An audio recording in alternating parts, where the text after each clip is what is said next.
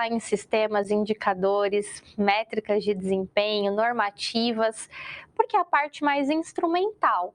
A gente pensa na prerrogativa de construir toda uma estratégia e isso precisa depois ser gerenciado, ser mensurado, ser controlado, até mesmo para a gente atender a parte de garantia da qualidade. Então, é muito importante a gente entender desses sistemas normativos e dessa parte mais também tangível, digamos assim, né? Vamos para o quadro para a gente falar um pouquinho sobre a auditoria, que ela vem dentro disso que a gente está falando, como uma forma de sistematizar, né, e atestar, ou averiguar, ou validar essa qualidade. As auditorias, elas configuram um processo sistemático, documentado e independente para poder obter evidências e avaliá-las objetivamente com relação ao atendimento dos critérios definidos pela organização, que podem ser normas tanto internas quanto externas. A ideia é que a gente consiga validar, né, coletar dados que permitam evidenciar que esses critérios estão sendo preenchidos e respondidos. A auditoria, ela trata-se de um processo de avaliação humana para determinar o grau de aderência a um padrão específico. Então, ela vai resultar em um julgamento, se está aderente ou não aderente. Aderente a quê? Ao padrão pré-especificado. Então, basicamente, essa vai ser a essência, tá? Quais são os objetivos das auditorias? Satisfazer os requisitos para certificação em uma norma de sistema de gestão, por exemplo, verificar conformidade com requisitos contratuais para fechar uma parceria, obter e manter a confiança na capacidade de um fornecedor, contribuir na própria melhoria do sistema de gestão.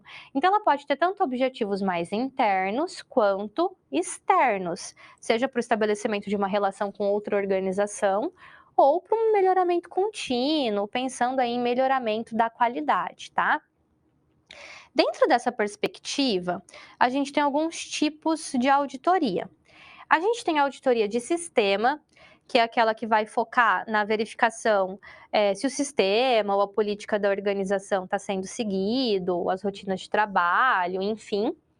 A gente tem a auditoria de processos, que ela vai ser responsável por verificar a padronização e a execução dos processos, se o padrão está sendo seguido, se o padrão é adequado e aderente, se o colaborador está treinado, se ele está sendo capacitado ali para executar as tarefas que são solicitadas, se ele tem acesso aos instrumentos, às ferramentas de trabalho tal qual o necessário, se isso tudo está adequado ao uso.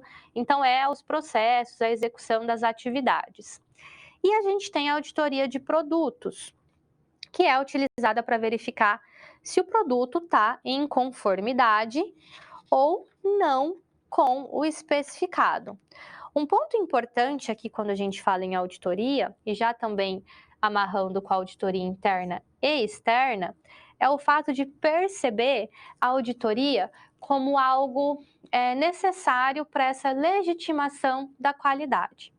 Por quê? Por mais que existam critérios que a gente transforma e traduz em padrões, que a gente pode verificar se está conforme ou não conforme, quando a gente vai externar ou apresentar isso ou avaliar a qualidade de outro, acaba indo para o cunho subjetivo, né? Então, vamos pensar aqui nessa importância, quando a gente falou ali nos objetivos da auditoria, quando você vai, por exemplo, obter uma certificação. A unidade certificadora, ela quer verificar se você de fato atende a esses requisitos que ela espera. Então, ela vai coletar evidências e ela vai fazer essa comparação, se está inconforme ou não ao especificado. Quando você vai, por exemplo, não sei se você já viu ou já acessou algum documento público de alguma organização, por exemplo, que oferece ações, que tem lá no relatório dela auditado por empresa tal, essas informações foram auditadas. Quando a gente tem essa informação, que esse documento, esses dados foram auditados, a primeira coisa que a gente tem é uma sensação de confiabilidade. Porque a empresa poderia falar, não, meus lucros foram ótimos, mas dizer que foi auditado quer dizer que outra empresa foi lá, avaliou, coletou dados e legitimou que sim, procede com a verdade isso que essa organização está divulgando. Então percebam que dá mais confiabilidade passar por essas auditorias, porque elas vão lá avaliar todo o processo, verificar, diagnosticar, fazer o comparativo. Então, por isso que é importante, até mesmo para a gente conseguir, não só nesse estabelecimento de parcerias, mas também na prerrogativa de melhoramento contínuo, para a gente até identificar esses pontos que precisam ser melhorados. Às vezes é na auditoria que você vê que um processo não está sendo seguido tal qual deveria. E por que ele tem que auditoria interna e externa? Porque quando é interna, quer dizer que o grupo que vai auditar ali, ou seja, os auditores, eles são, eles acontecem ali dentro da própria empresa. São os próprios colaboradores, enfim. E o externo é quando é uma empresa externa que vem auditar. Qual que é a diferença? Em qual que a gente usa? É meio que lógico. Se você vai fazer uma auditoria para você mesmo enquanto empresa, no sentido de um melhoramento da qualidade, uma melhoria contínua, pode ser um grupo de trabalho interno para fazer essa validação. Agora, se você está buscando uma certificação ou uma validação de um documento perante uma cadeia de stakeholders, é importante que seja uma organização externa, porque senão pode ser tendencioso, você mesmo auditando que você tem qualidade, né? Então é importante esse olhar externo porque ele traz mais confiabilidade para o processo, tá?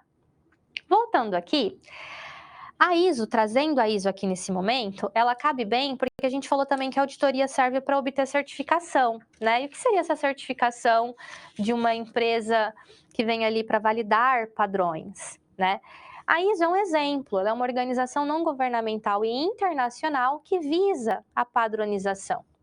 Aqui eu quero fazer um parênteses com você, porque a gente já estudou padronização, e aí muitas vezes a gente vê, a empresa tem a ISO 9000 e tal, porque a 9000 que versa ali sobre a qualidade, a gente entende que aquela empresa tem qualidade. Porque aqui quer dizer que a ISO, enquanto normativa, foi lá e verificou que a empresa atua perante os seus padrões, conseguiu legitimar isso e validou isso, falando, ó, é verdade, ela age perante os meus padrões. Isso quer dizer que as outras empresas que não têm ISO, não têm padrão de qualidade? Não, isso não quer dizer isso, porque ela é voluntária. As empresas, elas buscam uma certificação ISO se quiserem. Claro que tem alguns órgãos, alguns ramos organizacionais que é importante que as empresas tenham, porque elas precisam de um comparativo entre elas. E é muito complicado você comparar padrões de qualidade de empresas que atuam mediante padrões totalmente distintos uns dos outros. Porque se cada empresa vai ter o seu próprio padrão, isso é válido, a gente vê isso aqui nos nossos estudos, é difícil falar que uma empresa tem ou não qualidade comparando uma com a outra se elas atuam cada qual dentro do seu ambiente organizacional, com as suas especificidades e focadas nos seus próprios públicos. Então a ISO ela vem justamente com essa caracterização, permitir essa comparabilidade e principalmente por ser internacional, ela viabiliza essa comparação com o externo, com o internacional também. Então essa seria uma das contribuições, tá? Mas ela é voluntária, empresas que não aderem à certificação podem ter ali os seus próprios padrões tranquilamente, tá? Não é isso que ela quer dizer. Voltando aqui, ela faz uma ponte entre o público e o privado, promovendo um consenso a ser alcançado em soluções que atendam à necessidade de negócio e da sociedade. A ISO, ela consiste ali num trabalho técnico de acordos internacionais, mediante um processo consensual para aplicação voluntária, como eu havia dito. E esses acordos são publicados como normas internacionais. A ISO ela tem mais de 21 mil normas e documentos relacionados, que abrangem setores mais diversos, como tecnologia, segurança alimentar, agricultura, saúde. As que a gente mais utiliza aqui, no nosso campo da gestão da qualidade, é a 9001, porque ela está associada à qualidade ali do produto e ela vai beneficiar principalmente o consumidor, porque ele vai receber produtos melhores. A ISO 14001, que como ela está focada no meio ambiente, perdão, que é a de gestão ambiental, ela vai beneficiar principalmente a comunidade global por conta dos recursos ambientais. E a OSAS 18001, que está associada ali à saúde, segurança e qualidade de vida no trabalho, porque ela se baseia nesses riscos para a saúde dos colaboradores em função das atividades exercidas. Então, aqui em gestão da qualidade, é a que a gente mais usa. Mas são muitas as normas e elas vão se destrinchando. No Brasil, a ABNT é a associação que representa a ISO, que é a Associação Brasileira de Normas Técnicas. Tem normas para vários aspectos, né? Para execução de trabalhos acadêmicos, por exemplo, provavelmente você já ouviu falar da ABNT sobre isso, entre outros aspectos. Então, a gente tem a ISO 9000, que se desmembra em 2015, a 9001, que vai associar a gestão da qualidade, a 9004, a 19011, que vai envolver sistemas de gestão da qualidade e sistemas de auditoria. Então, a ideia é perceber que existem sistemas para os mais diferentes, né, normas para os mais diferentes diretrizes organizacionais. Aqui eu trouxe como exemplo para você a 14.000, que também é uma família de normas, que também se desmembra. Ó. A gente tem ali sistema de gestão ambiental, análise de ciclo de vida do produto, rotulagem, auditoria ambiental. Então, quando a gente fala de norma de gestão ambiental, é a família, porque ela vai ali se destrinchar. E mais específico aqui com relação à nossa área, a gente tem os sistemas de indicadores, onde a Fundação Nacional da Qualidade possui o PNQ, que é o Prêmio Nacional da Qualidade, que ele é um dos maiores prêmios aqui, que funciona como indicador de qualidade para a organização que recebe, né, essa premiação. Tem uma pontuação, um índice que deve ser seguido para avaliar o seu progresso ali e para receber essa certificação. É um prêmio aqui nacional, e aqui eu trouxe só um exemplo dessas pontuações.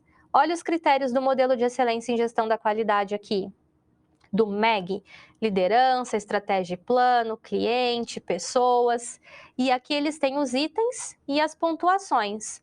Então, eles vão coletar evidências que evidenciam, né, provavelmente, a execução desses indicadores aqui, e as organizações são pontuadas, ó, tudo com relação ao MEG. Então, percebam que o MEG ele contribui até mesmo para essa premiação, né? Então, algo que até então é subjetivo, mas perceba que a gente consegue trazer para o objetivo e que isso vai trazer também um ganho com relação a uma legitimação, melhor dizendo, da qualidade apresentada pela empresa.